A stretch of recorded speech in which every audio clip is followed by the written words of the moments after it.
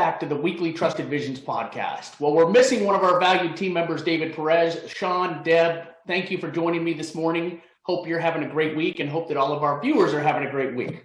As we continue on this monthly series about succession planning and practice acquisition, this week's podcast is really going to focus on being a buyer of a practice. And I know this is always a comical topic for us, Shaun and Deb, from the perspective of every advisor out there, out of the 326,000-ish advisors, every one of them want to buy a practice.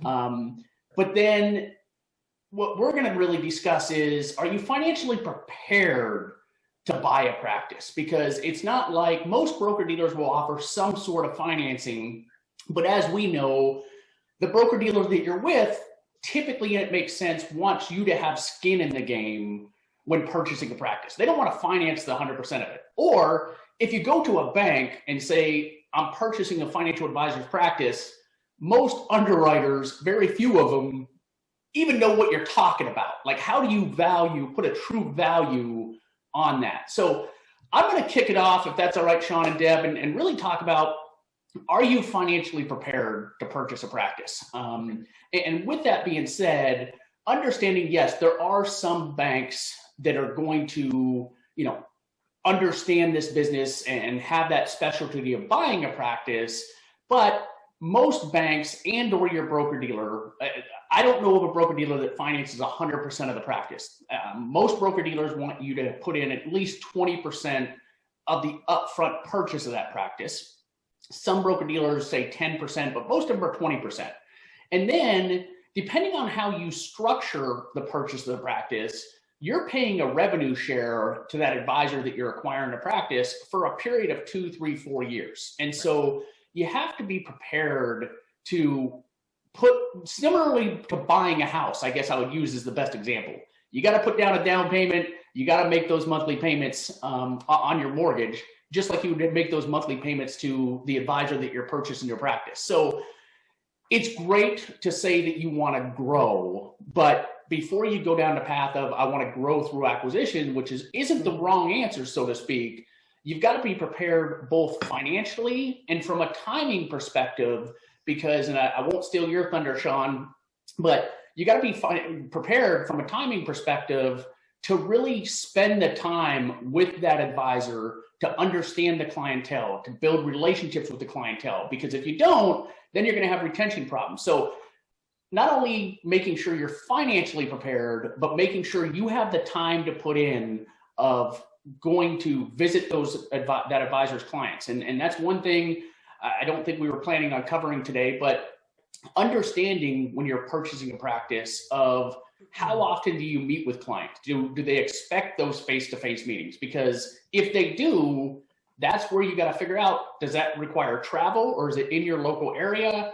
Do you have the support staff to support it? So my point is, understanding purchasing a practice isn't just saying, hey, I want to go out and purchase a practice. It's, are you financially prepared to put that down payment on it, similarly to buying a house? So with that, Deb, I'm going to hand it off to you. And I'm sure, well, we've heard this, but I'm sure a lot of our viewers of this podcast are asking themselves, yeah, I'm financially prepared. Where do I even start to purchase, to find a practice to purchase? So if you want to give some advice and guidance there, Deb, I think our viewers would enjoy that. Sure. Thanks, Jeremy. Yeah. So I think first it's kind of taken, going the easy way, right? So when you're looking at, you already have established in our last podcast, last week, we talked about kind of who, right? Who's the right candidate, or what's the right practice? How do you qualify that person, that team? Once you know what you're looking for, and that is obviously somebody that's similar to your practice, the first place really to start is within your own firm, right? Because that's again, just kind of the easy path, right? If someone is with your firm already, they're not going to have to transition from another broker dealer. It just makes the acquisition that much easier. So you want to start within your own broker dealer organization. That would be my advice anyway.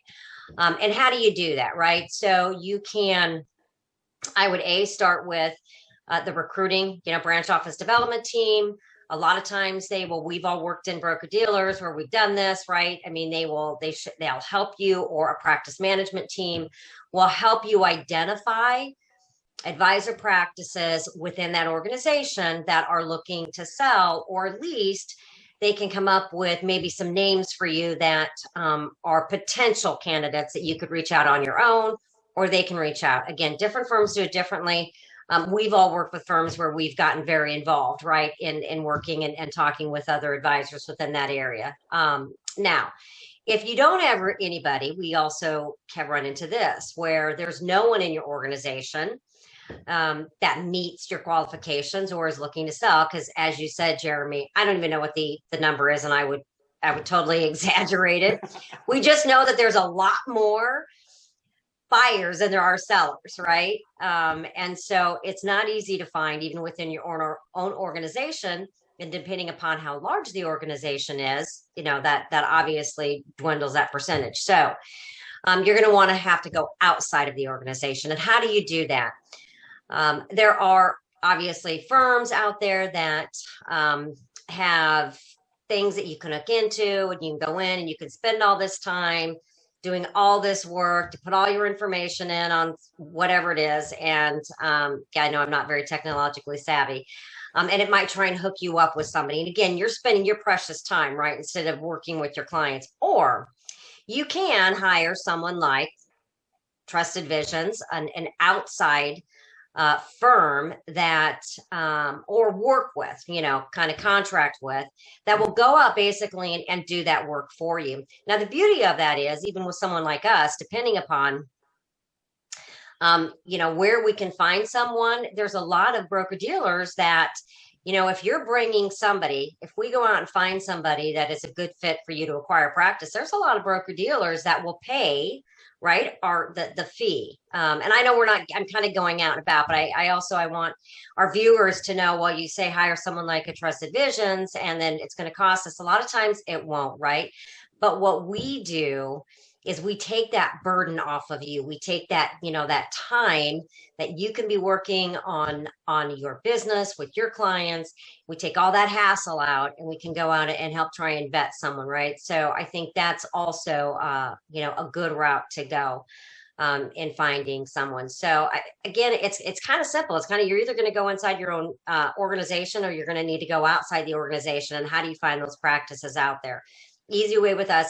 And I will mention as well, and then I'll pass it off, but talk to your centers of influence, right? People that wholesalers, call the wholesalers up that you do a lot of business with. They've got good relationships with you, and say, hey, keep me in mind if you run across anybody that says to you they're looking to, sell their practice, or you think I should be reaching out to, right? Because a lot of times an advisor may not even really be thinking about it, because we're all going to work forever, right? That's what we do. We're all going to work forever.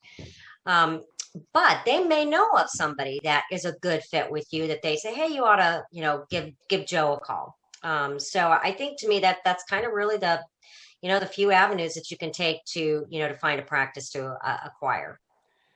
And that's great points, Deb. One thing I would say, and I would love your guys' feedback of, when you talk about going outside the firm, if you're looking, and I know you weren't particularly speaking to this, Deb, but if you're looking at buying a practice from an advisor that's with another broker dealer, my opinion is you have to be prepared as the buyer more so than the seller to make a broker dealer change to that broker dealer for retention purposes of that client. Because the last thing you want to do is purchase an advisor's practice that's with another broker dealer, and then go to his clients and say, hey, I'm the new advisor, and oh, by the way, here's some paperwork because you're moving broker dealers. From a retention standpoint, that's going to be a disaster. Would you guys agree with that? Seller typically doesn't move, but buyer does if it's within a different broker dealer? Well, I agree. The only caveat I have is you want to administer the due diligence with the new broker dealer as well, if you're the seller, because I'm actually working on a situation now where the advisor is actually going to transition to the new broker dealer, and the buyer is going to buy the seller's practice from the new broker dealer, because the new broker dealer is just a stronger option. So I do think you have those scenarios as well where, it definitely you want to, as a seller, just take a look at both options, because it could be a win-win. Hey, it may be some extra paperwork, but if you're in a situation where you transition the clients to a better broker dealer with better pricing, and I think that can kind of smooth things out, and then you introduce to the buyer. So I think it's all circumstantial. Great point, Shaun. Yeah, and I agree with Shaun. I think it can go either way, and you really have to, when you're working on the acquisition, you really got to position it, because if you really are with a good, strong firm, then you've got to be able to make that transition plan work for the seller as well, in working with getting to know his clients and the time it takes, right, to get them transitioned over and make for a really good, smooth transition. Right. And Deb, one other question for you would be, would you consider it, in your experience, because quite honestly, out of our team, I'm pretty sure you have the most experience in this industry of what we do, and well-versed, is it an advantage for someone that's looking to acquire a practice to be part of one of those larger enterprises or OSJs because they have retiring advisors? Would you consider that an advantage as a sole advisor? Well, of course, that's one of the selling points, right, of being with a large enterprise. With that is you have an automatic, right, or succession plan, if that's what you're talking about, Jeremy. Yep. If that's what you mean, right? So getting in with an organization like that, again, you've got it built in, because they have a lot of advisors right in there. And because most of the time those enterprise organizations, OSJ organizations that you're talking about, have good capital, they have a lot of assets under management, right? They can afford to acquire the practice. Also, you've been establishing, not necessarily the broker dealer, but you've been establishing this brand, this team, this collaborative environment with your clients already, right? Because you're part of this organization that you're talking about. So it absolutely makes it a much easier. I mean, hands down, that's the best way to do it. It would be with that, and makes it easy. And like I said, an automatic succession plan. Absolutely. Right. Perfect. Shaun, we're going to kick this one off to you. And I know you have firsthand experience on this discussion point throughout your time in the industry. But as we talk about, are you financially prepared? How do you find a practice? Another question that many advisors may not think about is, how long should I retain the advisor that's a seller once I do finalize the purchase of the practice? Because while the financial side of it and how to find one is important, in my opinion, the retention of the advisor and or the clients is probably even more important. So it is. Can you give our viewers some advice on how do you go about determining the amount of time that the seller as the advisor should be retained for client purposes?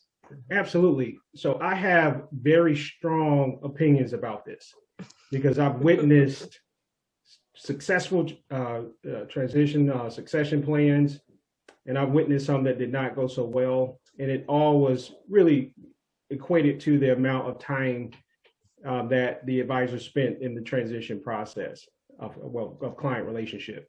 So with that, I want to preface it by saying, first of all, if you already have a relationship with the buyer, then obviously this time frame that I'm going to suggest is not for you. For example, if you are a junior advisor, within the office, and you're buying the practice, obviously the relationships are intact. I've even witnessed some licensed assistants that migrated into being an advisor who bought a business, and obviously definitely in that case you wouldn't need a time frame. And then I've also seen relatives. I mean, if you're a relative of the business, typically when that happens, whoever the senior advisor is would bring the relative in a long time before they're looking to establish a succession plan. So with that said, in those scenarios, you probably don't need much time because the client relationships are typically established. However, that is not the case in most succession plans. While that is ideal, it is not the case. Typically, and I don't have a percentage, but based on my experience, I would say more than 75% of the succession plans I witnessed were with a buyer and seller that did not have a previous relationship. It was one of those scenarios where, whether they seeked out internally the broker dealer, as Deb alluded to earlier, or they seeked out, third party vendors to help them, with finding a, buyer seller relationship. At any rate, the relationship wasn't intact. So with that, there must be a time frame established. I suggest 2 years.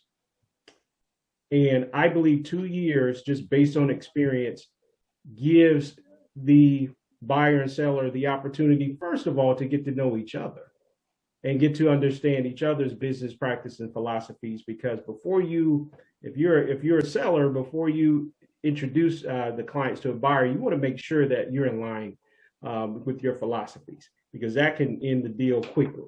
So once that's intact and you have some months to spend some time on that, and you begin to, as a seller, introduce those clients, you have to understand that these clients must have a relationship with someone to have invest their accounts and manage their money. There aren't too many clients that are going to be interested in investing with someone they absolutely have no knowledge about.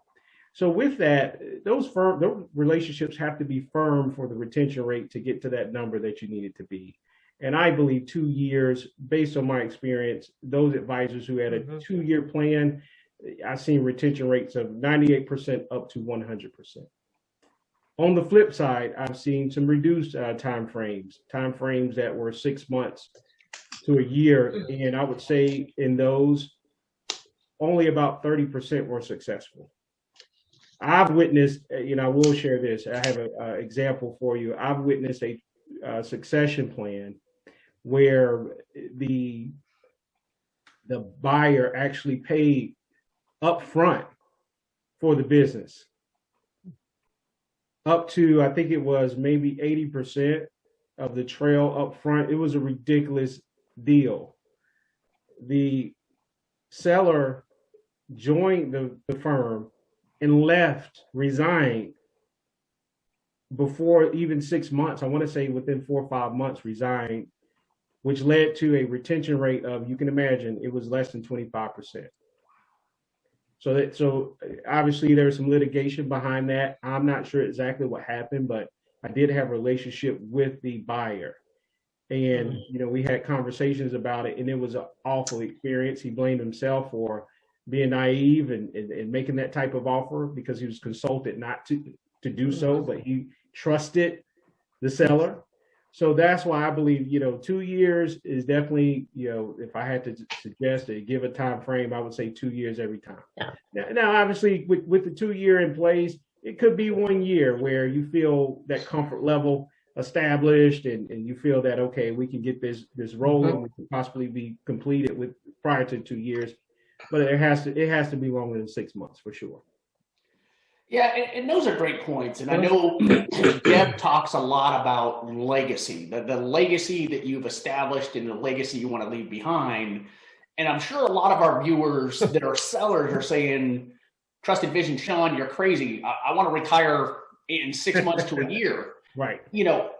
Understanding that these are clients that you have served and done investment work with them and built relationships, you got to take that seriously, because you want to understand whoever's buying your practice, like you said, Shaun, do they have the same business philosophy? Are they going to, because you have a lot of buyers out there that say, hey, I'm going to buy this all commission-based business practice and I'm converting it all to advisory right away.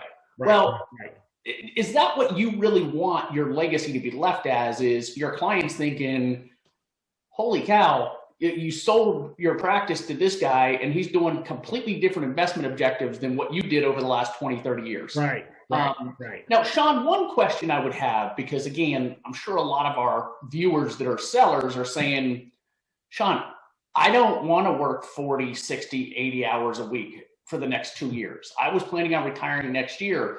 When you say in the ideal scenario it would be 2 years, correct me if I'm wrong, that doesn't mean that you have to be in there working full time as the seller. It's more of going to visit with clients or having those phone meetings. Is that a fair statement?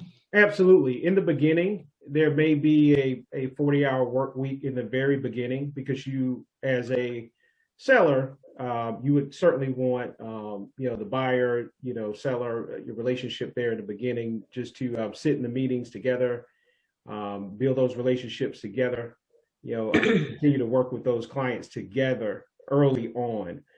But as those relationships begin to, cultivate, then obviously you as the seller can just kind of take a step back and allow the buyer to, really, drive the ship, so to speak. So I think early on, for sure, you're going to need to put in the hours, but, after a couple of months and the relationships are intact, you can take a step back. It's more or less of a, in my opinion, it's more or less of a life preserver type scenario where you as the seller, you're still on tap. Meaning that the client has a question about this buyer or the client doesn't feel comfortable, you're still accessible. And so that's why I believe that you want to stay put for a little while, but there's ways you can structure those deals, which I'm sure we'll talk about later on, that makes the most sense for both parties involved.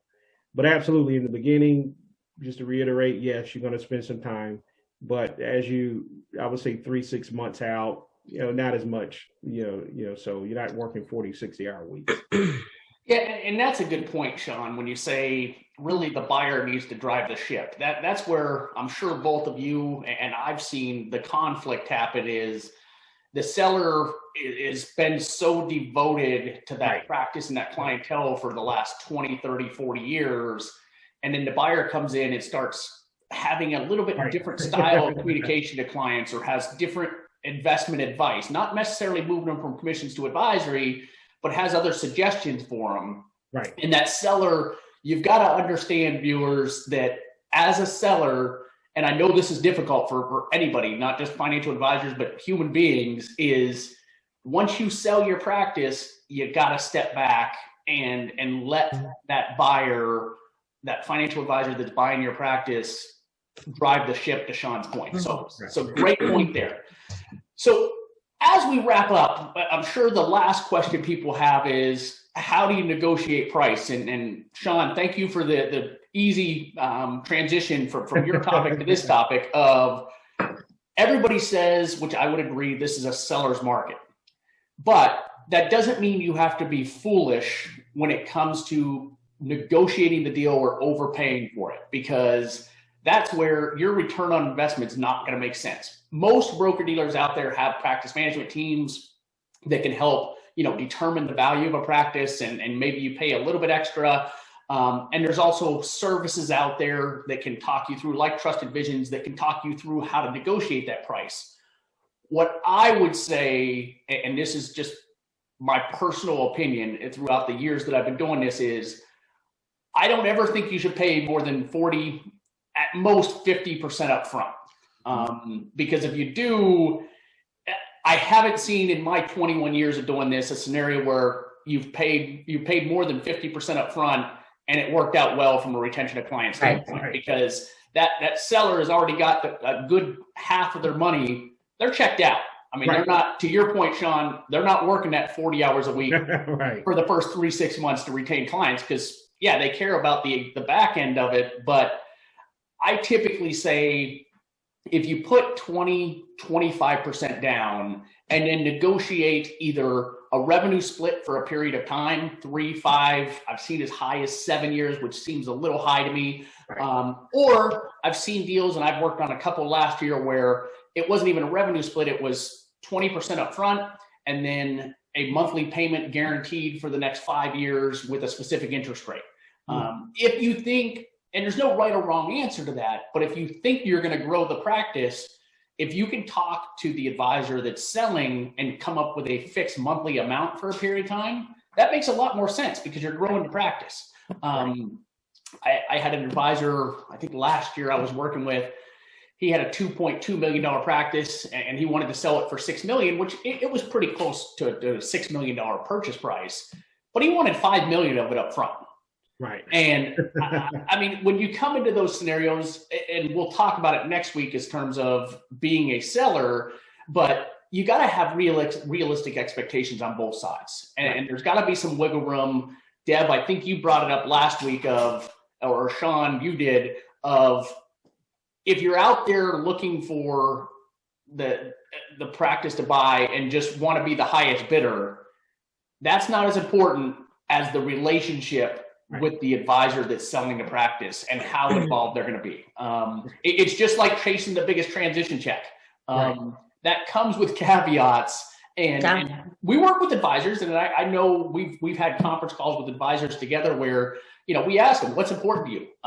And some of them will say, and it's okay, I want the biggest upfront check. Right. Well, it's our jobs as true consultants to talk them through, what does that mean? If once we talk them through, what does that mean? They still want it? Okay, well, we'll get it for you. So similar to buying a practice, to be able to buy the practice doesn't mean you got to be the highest bidder. So with that, anything you want to add, Deb? No, I think no, you did a great job on that. I was just, as you were talking about the pricing and stuff, I think I'll just throw in, I've also seen on the negotiation, the 25 I agree with kind of up front. You never want to do what Shaun's person did, and 25, 30% up front, the monthly payments, however else, and also where you do something that is, whatever that percentage is you do up front.